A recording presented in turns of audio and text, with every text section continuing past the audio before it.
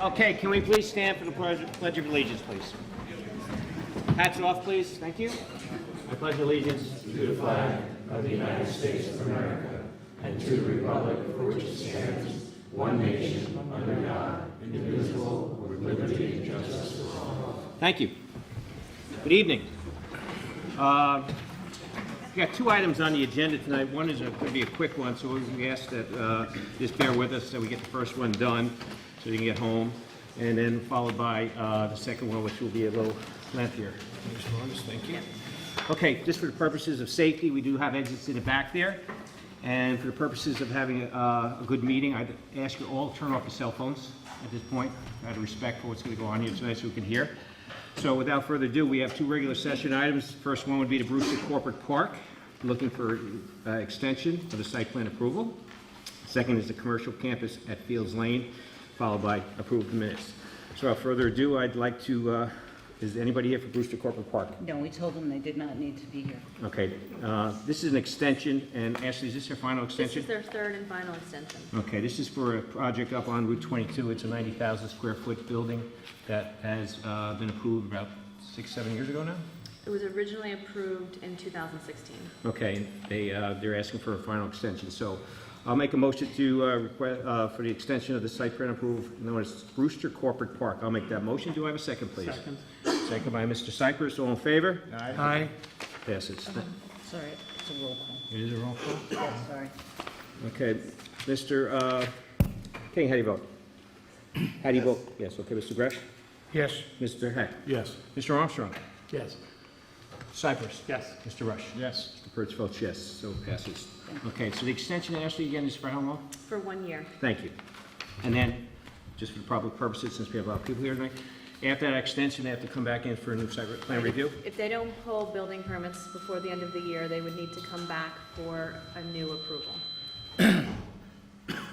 Excuse me, good, you want us to wait on the sound? No, she's If you could just bring the microphones closer to your mouth when you talk. Okay, sorry. Okay, so listen, let me just kind of set up what we're going to be doing here tonight for our second application here. So we're going to have a meeting here that Ashley will start us off by explaining where they are in the process and what's left to be done in terms of review. We still kind of have a long way to go, but this is just one step along this path, okay? And I want to make one thing perfectly clear, that there is no public comment tonight. It will only be planning board members. So you will have a say eventually once we get this more refined and we feel that the town planning board members have kind of exhausted all the questions, and then we open up to the public at some point with Ashley will explain the timeline behind it. But before she does that, I just want to make another thing perfectly clear. What you see going on at 312 right now has nothing to do with the applicant. That was pre-planned work by the DOT. Okay, so I just want to make sure you're saying, oh, they're starting. They're not. That was DOT work, and it was pre-planned. So I can't explain all what's going on here, but it has nothing to do with this application at this point because the DOT pre-planned it. Okay? And what else? Okay, I will let Ashley explain right now where we are with this application, what's left to be done, and what agencies will be involved, and how everybody gets a say in this. So Ashley, please, our town planner. Sure. So up front, there's some extra copies of this diagram, but this is a diagram of where we are in the seeker process. So what's happened so far is we had the DEIS that was accepted as complete, that was made public. There was a public hearing. Many of you participated in that public hearing either by speaking at the meeting or sending letters into the planning board. The public comment period was closed. And since that time, the applicant has gone and prepared a draft final environmental impact statement. And that was submitted to the planning board about 3 weeks ago, and it's been on the town website, and that's the preliminary draft. So right now, what the planning board and its consultants are doing, we are reviewing the document, we're making recommended edits and changes, we're asking for some additional information, and the applicant will then go back and revise the document based on the directions from the planning board. They will resubmit the document, it will be reviewed again, and once the planning board is satisfied that all of their comments have been sufficiently addressed, that all of the content is there, that the responses to the public comments are in their voice and are adequate, they will accept the document as complete. Once the document is accepted as complete, it will be made available to the public, and the planning board will schedule a public hearing. That public hearing, you will all be allowed to speak. There will be an opportunity for written comments. And once that public hearing is closed, the planning board will issue a statement of findings, or a finding statement. And that is what ends the seeker process. So that just ends the environmental review portion of the process. It doesn't actually end, it doesn't mean that the project's approved at that point. From that point, the project would then go to the town board for a special permit. The town board will have its own public hearing on that process. If the town board grants the special permit, the project will then come back to the planning board for final site plan approval, and there may be another public hearing at that point. So there is still plenty of opportunities for public comment and involvement. So right now, this is just the initial discussion of the initial submission of the final environmental impact statement, which is currently a draft. And we expect the applicant to do a presentation to the planning board and for the planning board members to ask questions about the draft document. Okay, before we go to public, any comments from the board? Do they understand what Ashley just described as the process?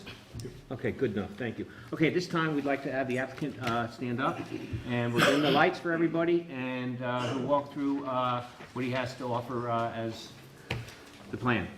Thank you. Welcome.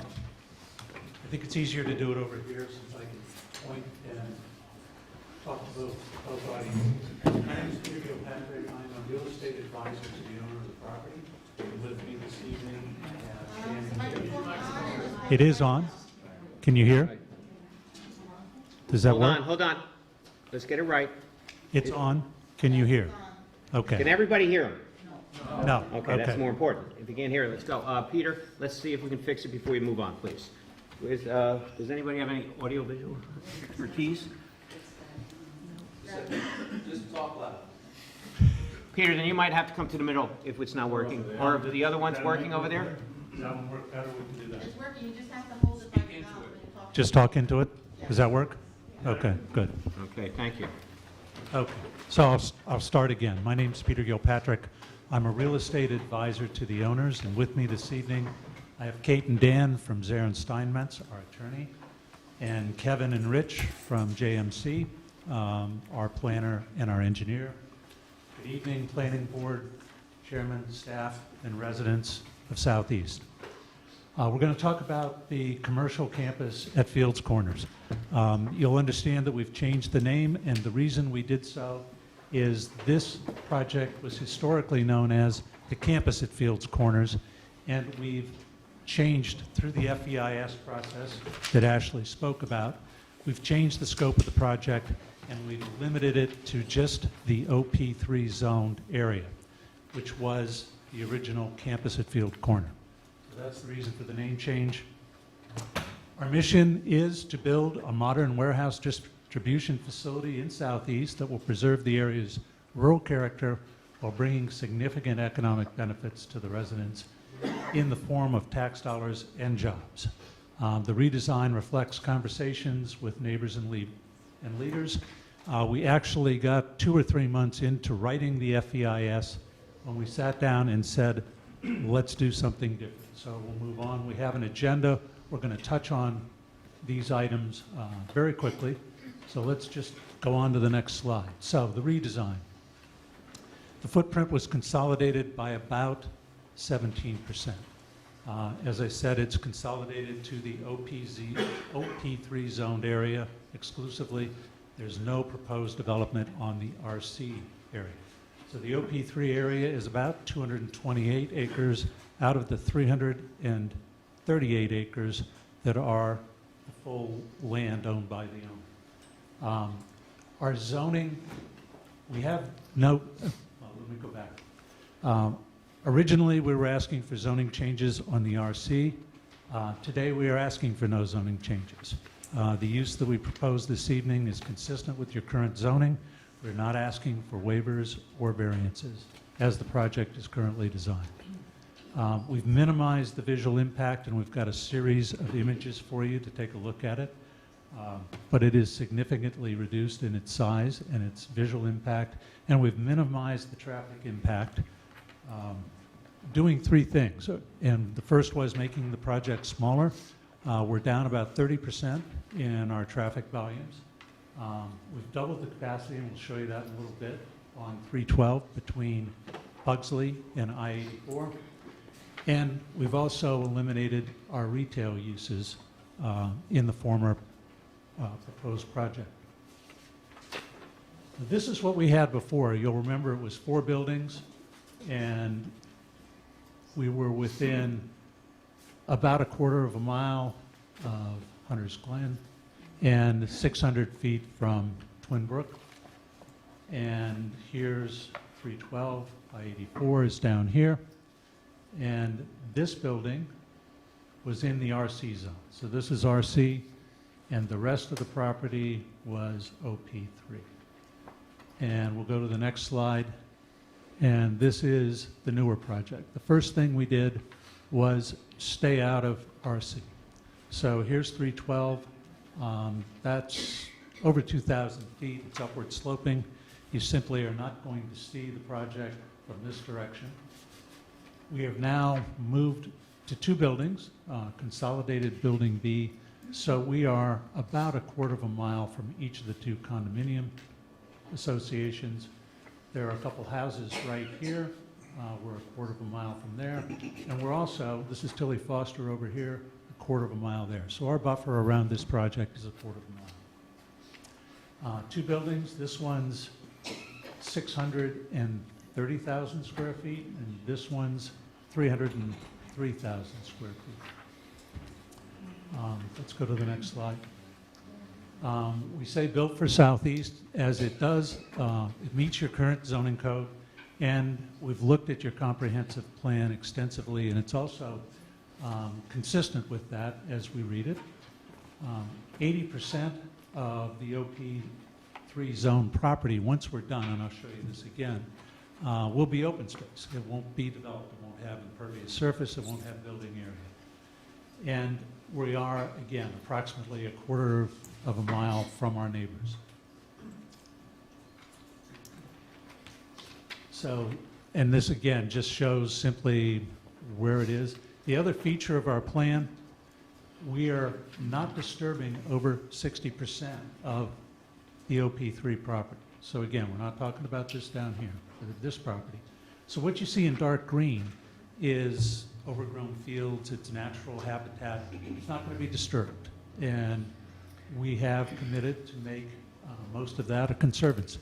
What does that mean? It won't be developed in the future. So what can be developed up here is simply these 2 buildings. You would allow, by code, up to about 1.5 million square feet there if it could fit. We're at 900, so we're under 10% FAR. Let's go to the next one. In terms of preserving the rural area, rural character and protecting the environment. First thing, and this is one of the comments we got from a lot, can we see this thing at night? So the answer is no, because all of the lights are going to be dark sky compliant, meaning they just shoot down and they're low. We've lowered them 5 feet in the parking lots so that they are virtually invisible. And overnight, they will only be tripped on if something circulates there, so it'll be dark in the evening. There won't be lights on the side of the buildings, as we heard before, where maybe at Home Depot, you light up the side of the building, it stays that way all night. It is. We're not doing that. We're going to add a lot of landscaping, and it's in our FEIS, but we are also taking, I think it's 50 trees, to each of the condominium communities and allowing them to plant those where they may to provide additional cover. In terms of noise and air quality, these are comments we got a lot of earlier. We've had a fellow study this and restudy it. In my summary is from, and these are his words, not mine. You can open your window at night and you can sleep. There's no noise that's going to come from here that's going to wake you up. And we will further, there can be rooftop equipment and air conditioning if that comes. Those will be baffled down. We don't exceed any codes, and we're willing to stipulate below your code levels what the noise emissions might be from those, noise baffles and the like. Let's go back to the plan 1 second. Another thing for this particular condominium community, we're building a berm. A berm is a pile of dirt, landscape, but it's big. It's going to be 12 feet high right here. We're going to add additional plantings here so that we're doing everything we can to buffer the residential communities from what we're building. Additionally, in terms of circulation, and this is consistent with what we did last time, all of the truck docks are on the I-84 side. We've further refined the plan so that only employee parking and employee cars can circulate around the building.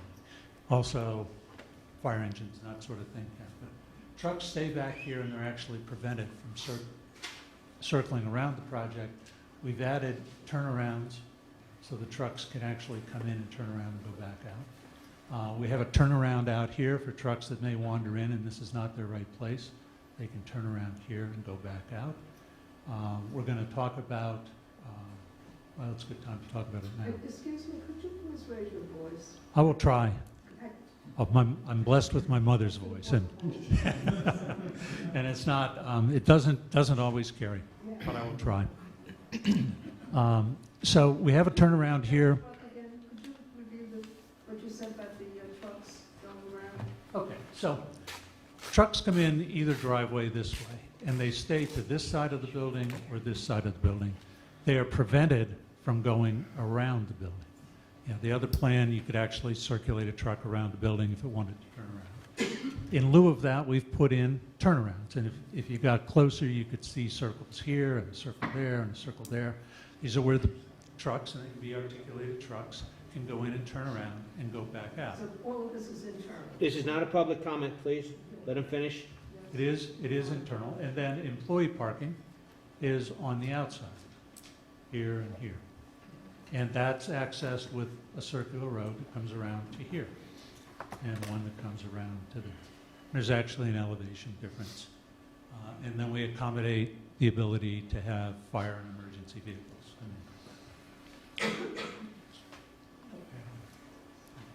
So we do make positive economic benefits. There'll be nearly or up to 1,000 new jobs generated on site.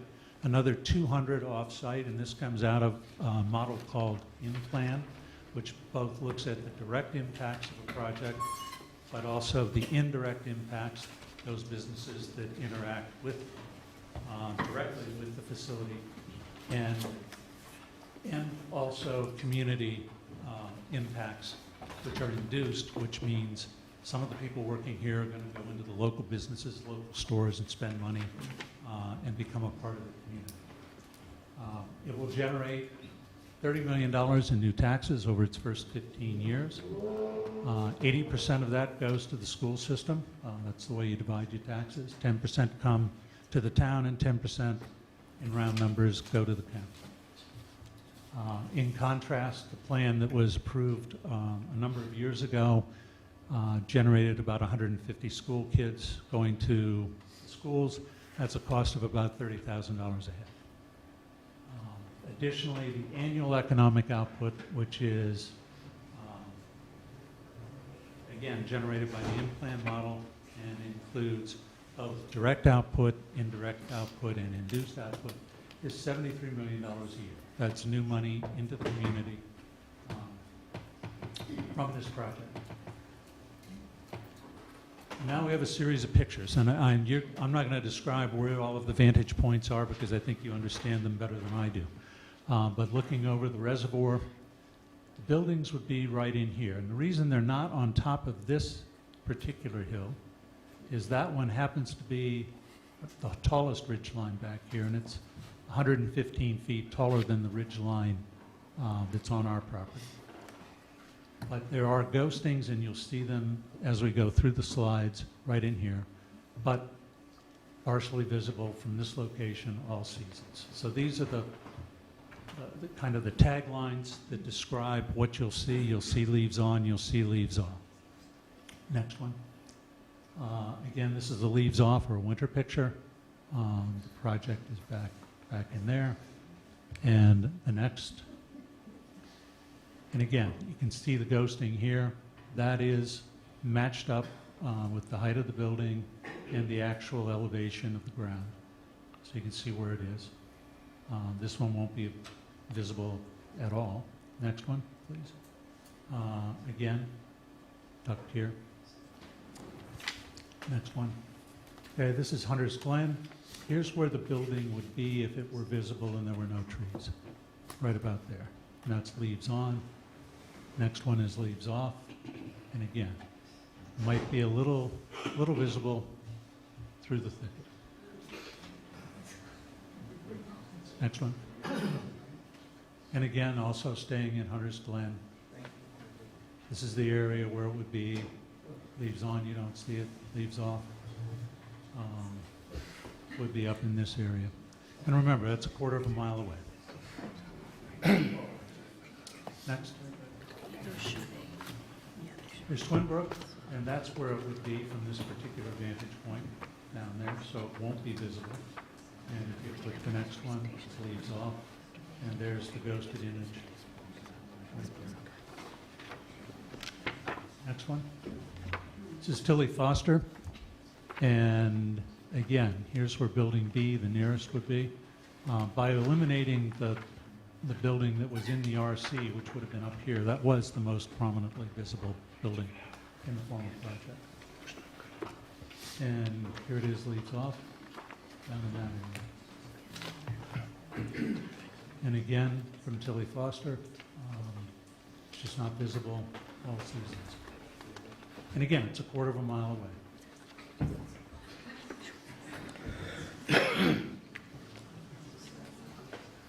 And we do have a website. If you'd like to visit it, it's campus@fieldcorners.com. There are places to make comments. We're interested in hearing from you. Thank you. Okay, just a couple of other things you should be aware of is that all our consultants have not given their reports in, so this is going to be an ongoing kind of review because we haven't heard from our town engineer. We just received our wetland report. But I just spoke to Ashley. I was talking to Ashley that this presentation will be put up online tomorrow, so you can, if you want to look at exactly those visuals and you couldn't really see them clearly, you maybe get a better chance to see them once we put them up online. I'm not sure what the timing is, but we plan on putting them up online. And for everybody's sake, you should be aware that this document is online also. Okay, so everybody has a chance to review it, and hopefully, like I did, mine's all stained with spaghetti sauce and everything, but I think I kind of read through it. But I just want to start off with a couple comments. First of all, I just want to share with the public that Claremont, once again, it has nothing to do with this application, but Claremont Medical Group has got the approval they're working towards, and I think should be able to start pushing dirt at some point in the next week to resolve what we believe is the parking problem up there for an additional 75 spaces that will be on top, behind the building, that will dump out into Independent Way.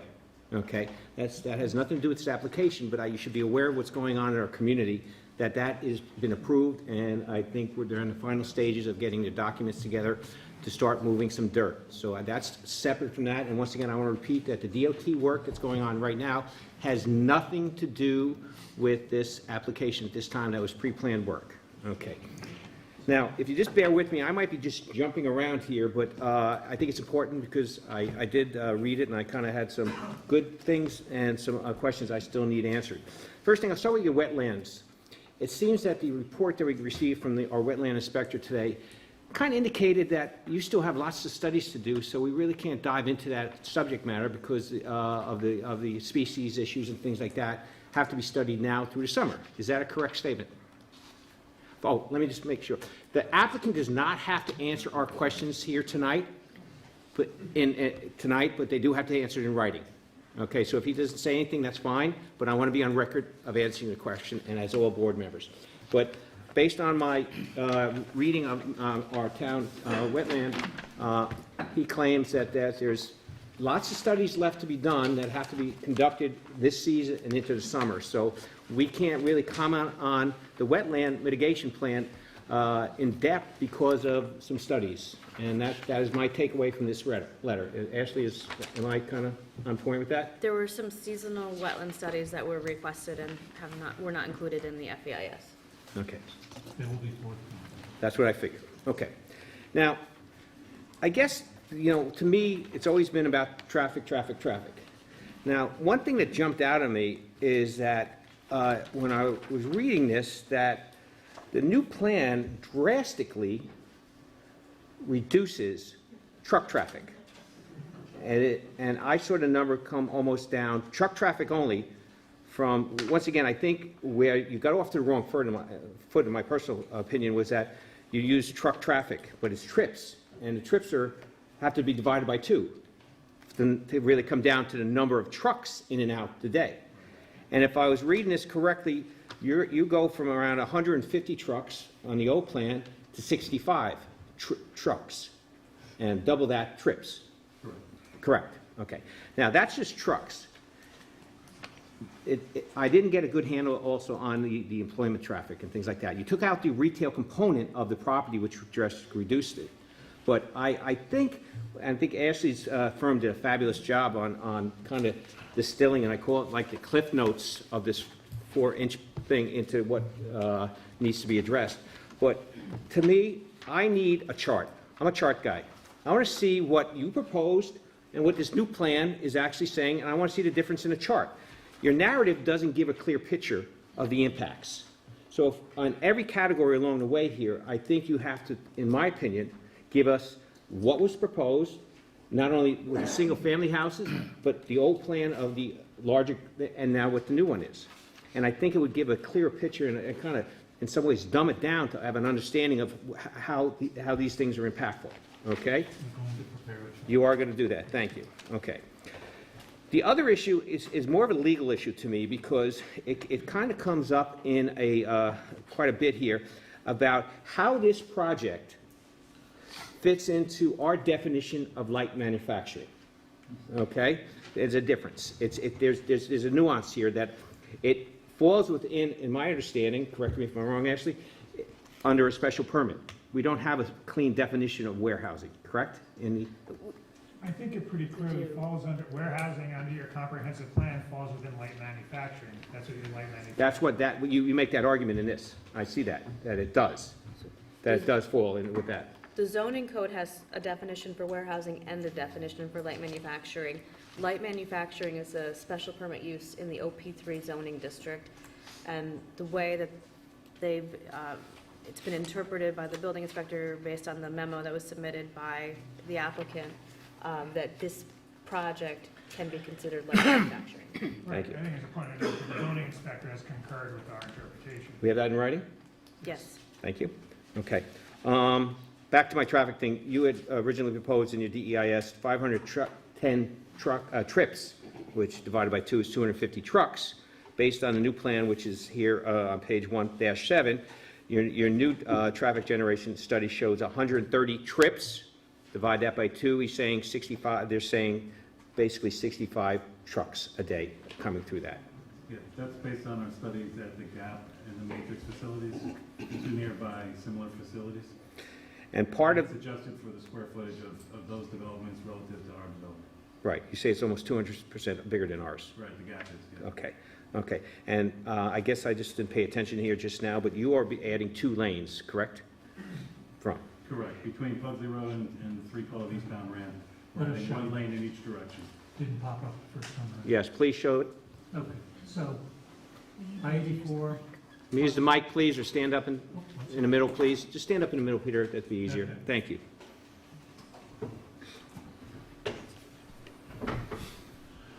okay. I-84 is over here, Caramount is in here, Pugsley, 312 comes up this way.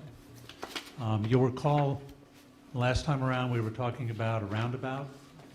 This will be a T intersection at Pugsley and 312.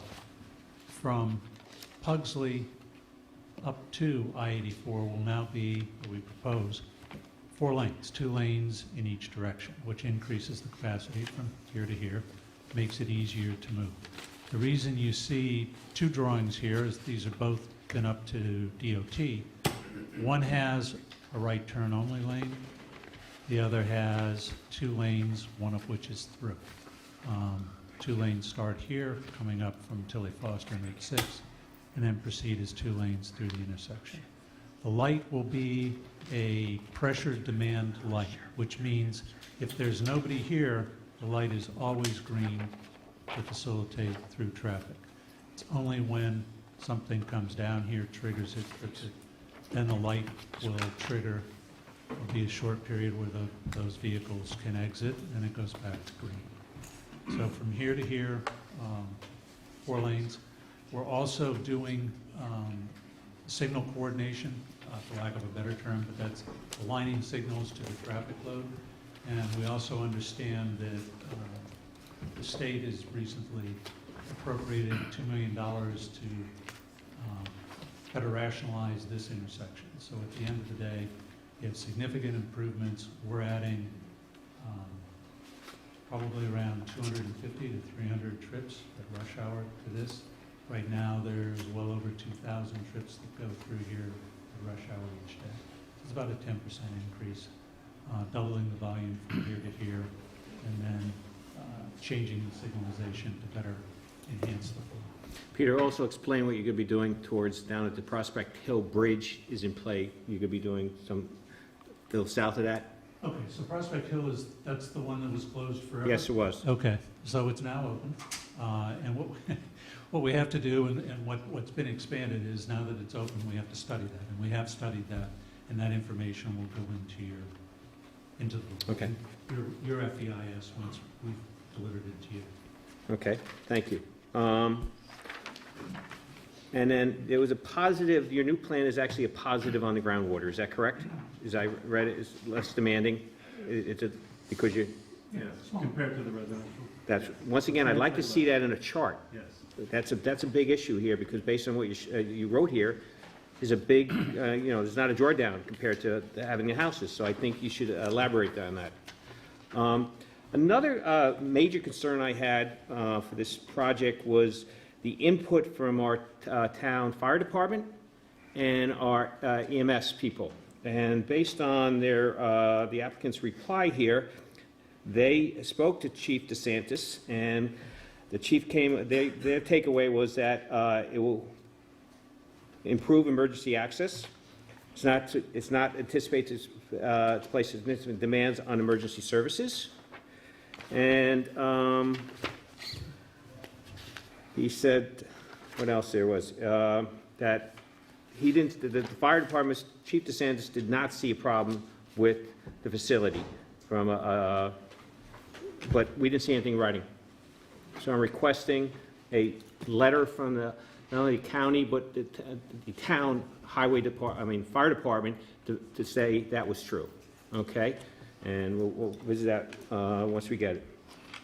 He was fine with circulation and things like that, okay? You talked about your berm. I don't want to go into your marketing report from CBRE, and they kind of show there's a vacancy. I'd like to see that. That was interesting. Another thing I picked up on, which is part of a big project, outside storage. Is there going to be any outside storage at this property? And is it allowed? Because it says very limited need for small outside storage. So is that something that we're going to allow, or is that something up for discussion? It's permitted in the zoning district and with the use, but they haven't shown it on the site We're plan. not proposing it at this time, Yeah. for this plan. In any event, distribution centers generally may have limited needs for small outside storage. I want to address it. If there's if you're going to need it, bring it and show us what you're going to do, and we'll figure it out, okay? One other thing I saw in your calculations that maybe, the fact that you have a smaller footprint and the impact on the wetlands and things like that, do you really need all that parking? Seems like a lot of parking. I'd like you to kind of revisit that, because your footprint is encroaching in on our wetland buffer. And if you're saying your conservative figures, do you really need all that parking? So maybe there's a way of reducing it. That's a question. I don't know if you can answer that. I'm not looking for you to answer. I'll just say tonight that we have shown a portion of the parking to be land bank parking, so if it's not needed, it wouldn't be developed, it wouldn't be paved. If it is needed, then it would be. Okay, thank you. Just back to the fire department, there was a comment here on 48-4.48. The fire department did not express a need for additional equipment, okay? I want that memorialized. Okay? I guess I was confused and, on the response number 4-52B. If you can, if you want, explain, applicants projects approximately 1,520 trips per day. And so if you have 150 trips of trucks or 65 trucks, what does the 1,500 on response 4, number 4-52B mean? Okay? That would include employees. Sounds like a lot. So 3 ships. We'll provide additional information on that. That would be based on up to 3 shifts. To me, if I do the math of 1,500 trips, that's 760 vehicles. That's in 3 different shifts. I get that. I get that. Okay. I just want to make sure I understood what you, okay? Sorry. Okay, once again, I failed to see, but I think we addressed it again earlier, was that a chart of what the generation traffic would be based on your old plan that you claim of the residential, what the bigger project would have been, and what you're proposing now, okay? Now, I'm referring to comment number 4-140, regarding our town councilwoman, Lynn Eckert, asked about the Barrett Road. Now, this plan, for the public purposes, Barrett Road will be needed for the building pad site. So that we need to get paid for that, according to Lynn's comment, and we haven't responded, they haven't responded to that yet, but there'll be discussions regarding that, correct? The Barrett Road issue, and be mapping it and taking. Discussion we're having. Yeah, we haven't anything memorialized, but it's something that still needs to be addressed, okay? Okay. Thank you for your patience. Once again, I can't comment on the wetland position because of the need for further studies that will be going on now, okay? Comment number 6-22. The current proposed project result in 48.4 acres of impervious surfaces. The SWIP had been designed to provide channel protection, overbank flood extreme. So is that a reduction in terms of impervious, the new plan? The answer is yes, right? Okay, so that's a positive. Okay.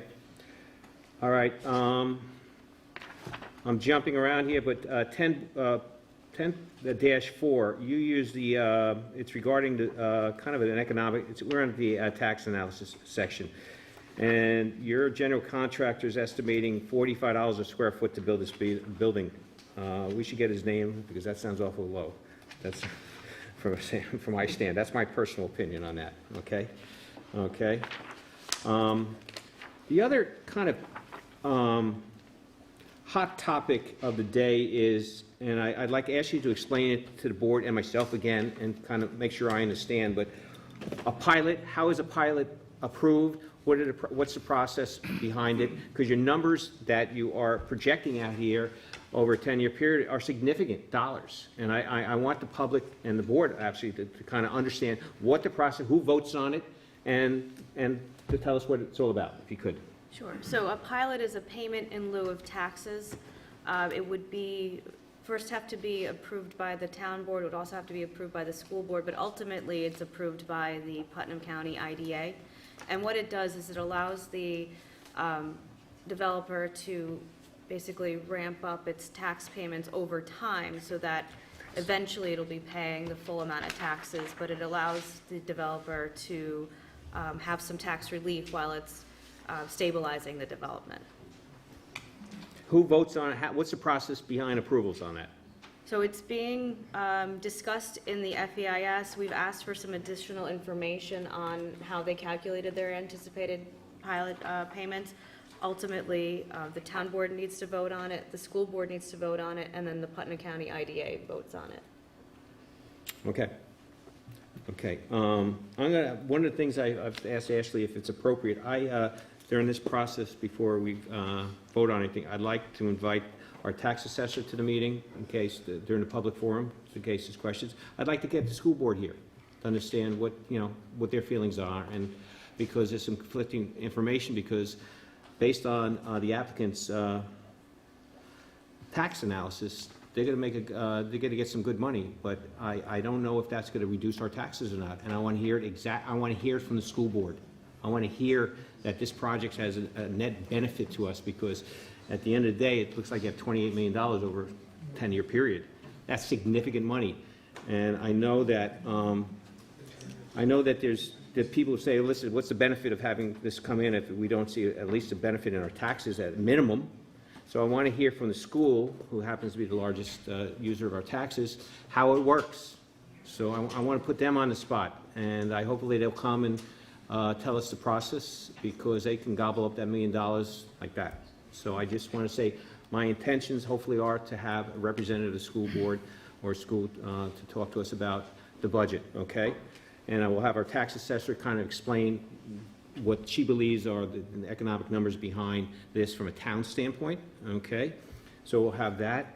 And would like to also invite our fire department back to make sure that we're all on the same page here, okay? 2 more pages, if you don't mind.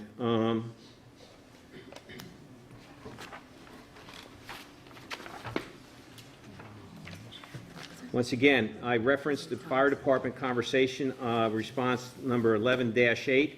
Applicant's representative had a meeting with the Brewster Fire Chief Mo DeSantis on September 18th, 2018, to discuss the DEIS plans. I'm just giving you highlights. And he, once again, had no problem with not only the water source, but also the whole development at that point. But I'd like that memorialized somewhere for the town record, okay? All right, I think I'm on my last page here. Okay. Yes, the fire department in response 12-2. There is ample water to address a fire on the site with proposed 303 700,000 gallon water storage as discussed. So we do have input from our emergency services people, but I would personally like to get a letter. On to utilities. My daytime job is a broker in Westchester County, and I know there's a moratorium on gas from Con Ed.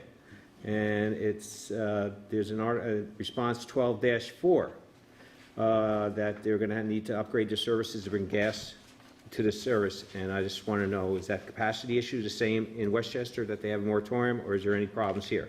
You don't have to answer it, but it kind of jumped out at me because of the moratorium with down south.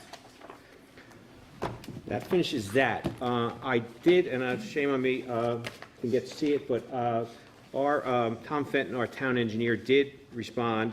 Very technical in nature. I won't get into it now, but it will be an evolving situation in terms of getting the right answers and have his concerns addressed.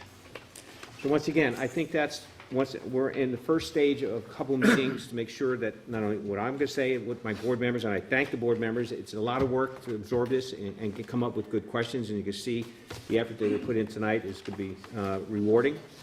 And then eventually the ball will be in your court to kind of come back to us with what your thoughts are. But I think the applicant did a very good job in addressing what we believe are initial concerns, and it's not going to make everybody happy, but it's a give and take at this point, and we still got a way to go. So I'm going to kind of now take a breath and have a glass of water, and I'm going to start with, to my right here, Mr. Jim King will give his comments regarding this project. Thank you. I don't have any real macro comments. Mine are small concerns about the Article 312 access, and I think that can be shelved for later, so no comments. At this time, thank you. Mr. Gresh, thank you. How you doing? Good. I've reviewed the FEIS. I have several questions regarding traffic, taxes, the pilot program, the DOT, and their response. Everything that I wanted to ask questions for tonight, Ashley, Joe, Steve, and Tom have put into their comments, so I'm willing to wait until the applicant responds to their comments. All right. Thank you. That's fair. Mr. Hecht. I too have some comments that I can reserve till later on in the process, but I echo your concerns about the visual charts for trips. One thing, just doing basic math in my head, if it's going from 250 to 60 trucks, that's about a 75% decrease.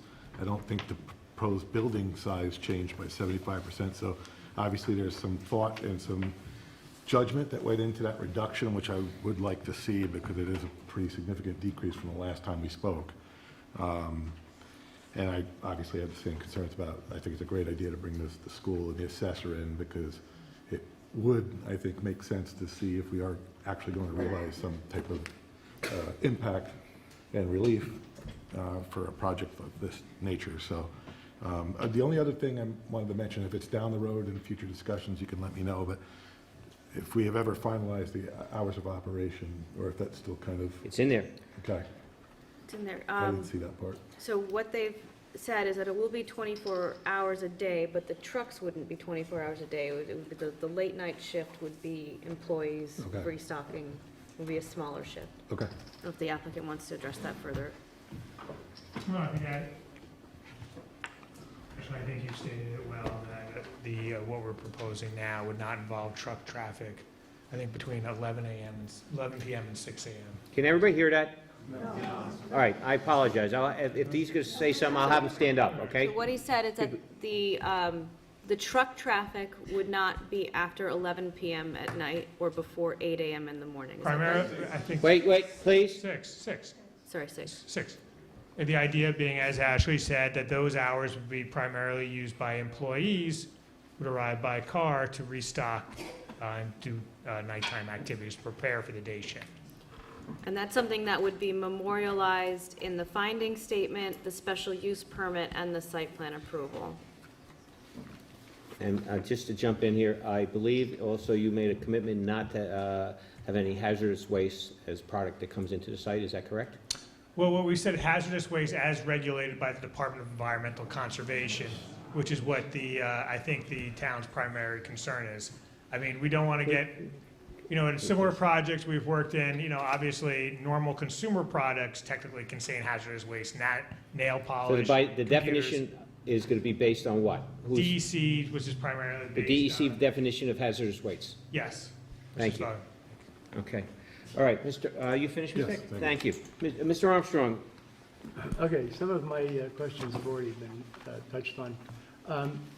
My first question was going to be, is this a 24-hour-a-day operation?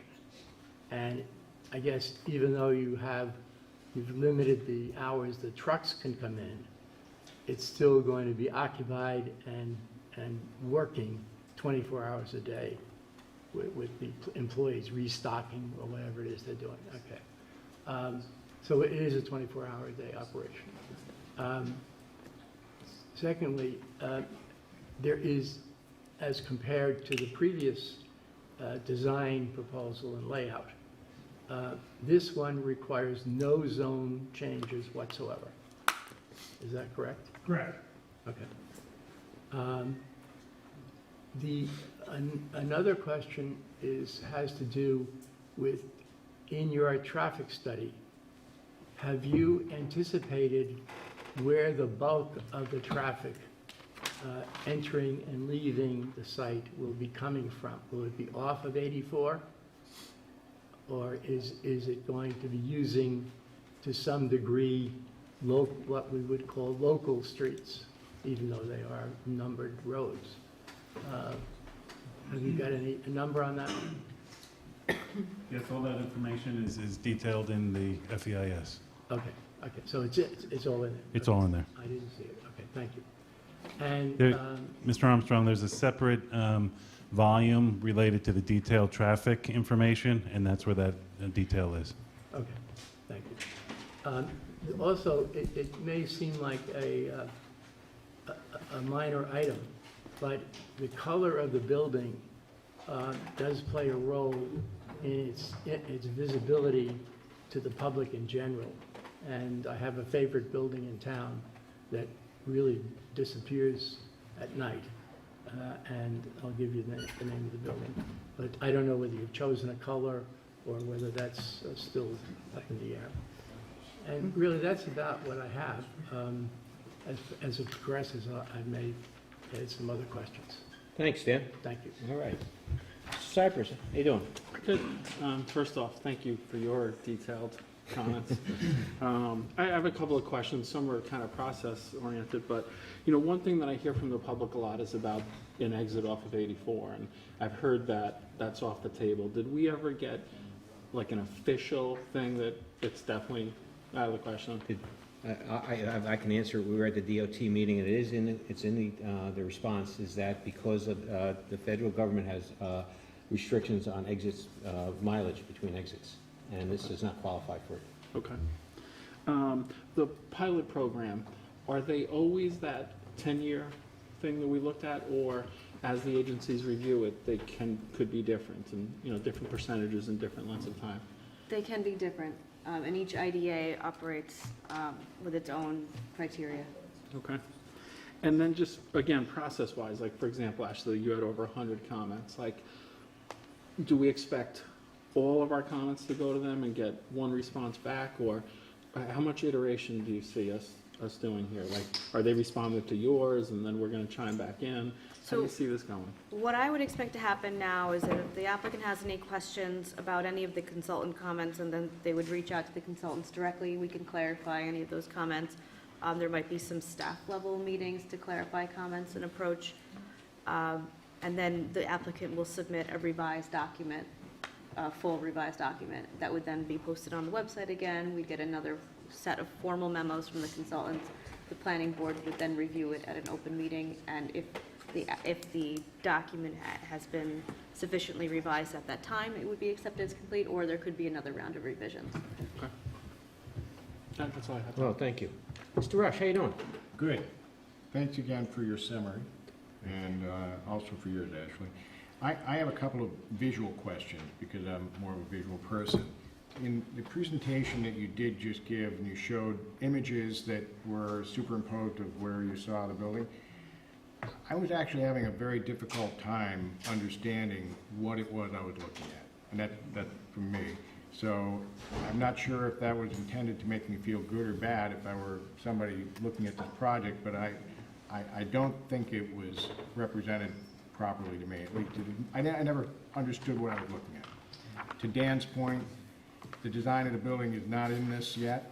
I know we're kind of talking about it. I would certainly have a lot of questions about what this building is going to look like. What does this roof look like? All these other aspects. I did have a question. How do we measure sound from this project? So they did set up some noise monitoring equipment to establish the baseline, and then they modeled what the anticipated noise levels would be at those locations once the project is constructed. And that's based on the traffic, so the vehicle noise, as well as the building noise. And this is based off of our current town sound ordinance? Well, that's the threshold for what the impact would be, but the noise modeling is done by an acoustic consultant. Okay. I would be concerned, or at least I'd like to know exactly how that gets enforced, if that was a question. And I had another question based on your hours of operation. Are you flexible at all with your 6 a.m. starting time? If it's 24 hours a day, that means Saturday, Sunday, 6 a.m. Is that correct? You don't have to answer right now. We've engaged a guy who's an expert in these buildings and an expert on their operations. Sunday would have a different set of hours. Saturday mirrors, for the most part, the weekday, because that's the day if something breaks during the week, they make up time on Saturday. Okay. As a general rule, it wouldn't happen, but that's how these buildings want to work. Okay.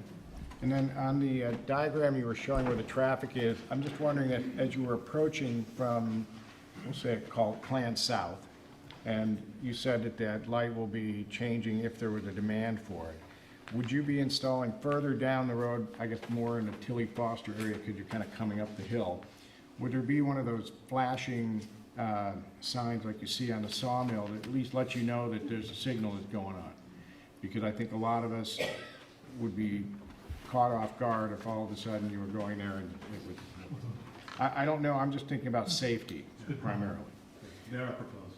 Okay, I know that Tom mentioned about the parking. I guess I'm a little concerned about that too. I'm wondering, I understand the trucks need a very heavy base, but the vehicular traffic and parking, could any of that be impervious? I'm sorry, pervious paving. Could we look into that? Is that a possibility? There's certain guidelines for pervious pavement, very specific guidelines. We did look into that. There may be one small area that we can implement that, but generally, while we looked at it, we could not provide that for, there's a certain amount of cut that you're allowed to do, how much excavation and relative to the groundwater elevation. You cannot do it in fill areas, so based on these variety of things, there were certain constraints on providing that, but we should definitely look. Yeah, I recognize the durability is also a pretty important issue. That's it for me for right now. Everything else has been. Thank you, David. 3 more things that popped in my head. While reading through this report, there is a provision that there'll be no accommodations or sleepovers allowed on site. There's no rooms, they come and they go. There is a waiting area they can freshen up in, but they're not allowed to sleep over. And that area, as you're approaching Pugsley now, that you've seen the honey truck and other things that trucks typically park on, that will be blocked off, so there won't be anybody have the ability to park on the side of the road. So they're gonna come into the site, in theory, do their business, come back out, is my understanding. Yes, it's actually shown there. Okay, on the exhibit. I know, but Right. it was about the sleepover, Understood. there's concerns, and then there was an issue here that I also read, I don't know what section it was, but idling. And I think that's an enforcement issue more than anything, and I don't know who enforces it other than your plant manager. But I think I'm gonna hear, once the public gets a shot at this, they don't wanna hear 40 trucks idling, okay, with the backup sounds, and I don't know what that term is, but I can tell you that, to me, is another hot button issue, okay? But it's an enforcement issue that I don't see how the town, we can, help you out, other than you have to police it yourself, and if it comes to the point, we're gonna have to send, over there. You wanna answer that, Dan?